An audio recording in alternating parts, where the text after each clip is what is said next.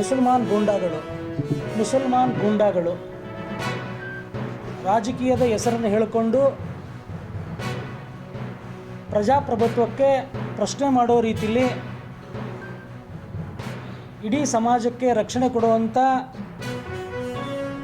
Police ಇಲಾಖೆಗೆ ಹಲ್ಲೆ ಮಾಡಲಿಕ್ಕೆ ಹೋಗಿದ್ದಾರೆ. ಈ ವಿಚಾರ ಆಗಿದ್ದಕ್ಕೆ ಕಾರಣ ಏನು ಅಂದರೆ, ಇದು ಇವತ್ತು ನಿನ್ನೆಯ ಕೂಸಲ್ಲ. ಕಾಂಗ್ರೆಸ್ಸಿನ ರಾಜ್ಯ ಸರ್ಕಾರದ ಬಂದ ನಂತರದ ಜಿಲ್ಲಾ ಉಸ್ತುವಾರಿ ಸಚಿವರಾದಂಥ ಎಸ್ ಮಲ್ಲಿಕಾರ್ಜುನರವರು ಅಧಿಕಾರ ತಗೊಂಡ ನಂತರ ಬಂದಿರುವಂಥ ಪಾಪದ ಕೂಸಿನ ಪ್ರತಿಫಲ ಇದು ಅಂದರೆ ತಪ್ಪಾಗಲಿಕ್ಕಿಲ್ಲ.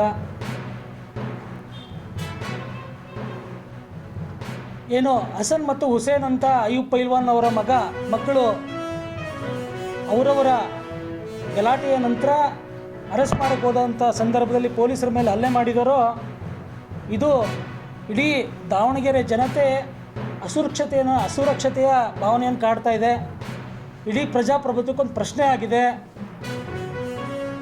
ಇದು ದಾವಣಗೆರೆಯಲ್ಲಿ ಇರೋದು KG ಹಳ್ಳಿ DG ಹಳ್ಳಿಯ ಥರದ ಪರಿಸ್ಥಿತಿ ನಿರ್ಮಾಣ ಆಗಿದೆಯೋ ಅನ್ನೋ ಒಂದು ಅನುಮಾನ ಕೂಡ ಕಾಡ್ತಾ ಇದೆ.